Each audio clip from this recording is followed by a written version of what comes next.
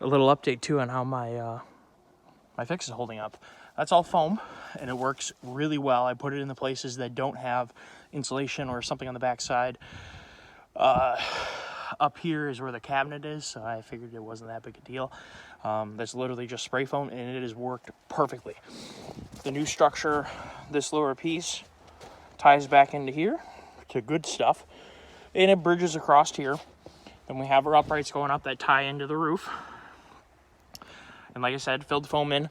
Foam's pretty rigid, ties it all together. I stayed up here when we went duck hunting, and it was perfect. We all stayed warm. Heater worked perfectly. We stayed, or there was zero, I slept there. There was zero draft. It was awesome. So huge improvement. It's still a beater, but it works for a hunting trailer. And I'm going to use it here to camp out at the farm to deal with the cement that's going in. Unfortunately, not this coming week because we're going to have really cold temperatures, but the week after that. So we got this thing ready to go. It's here. We can start using it, having fun, and that's where we stand on that. But this worked fine for right now. I'd like to come up with either a more permanent solution because the inside of the trailer is so nice. It's so depressing that this happened, but it is what it is. It really needs to have the whole outer skin ripped off. Like, seriously, it's shot.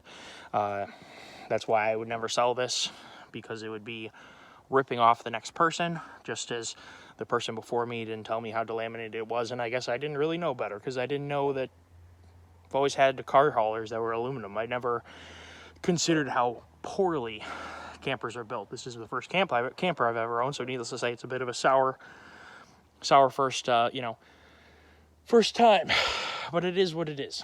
So this fix works good, has worked well. The interior stays warm. We haven't had any leakage. It's been very strong. I didn't tow it fast, and I don't ever plan on towing this very fast, but it worked fine. On the way here, I got up to 50. I didn't really want to. It's one of those things, the Dodge just wants to go. So as soon as she hits overdrive, it just kind of wants to go faster. So didn't mean to. Meant to go like 40 or 45 the whole way here, but so this fix has worked well. It's waterproof, windproof, no problems. I left anything on the outside off, number one, because I ran out of time. Number two, I figured this way any water would actually come off instead of being held in there and, rot it further.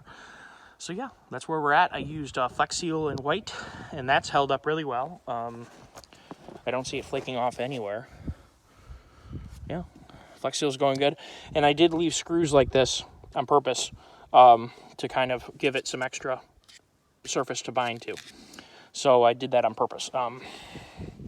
And they're in several places, in some ways buried. They're there to physically hold stuff on. So the expanding foam did its job, and I used the right stuff. I think it's called Right Stuff, whatever the heck it is. That stuff works way better than the Loctite stuff. So tried the Loctite, it didn't stick at all.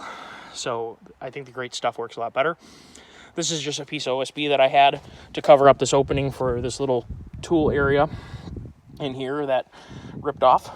So there's technically an opening in there, but I just blocked it off permanently because it was junk. So that's what we got.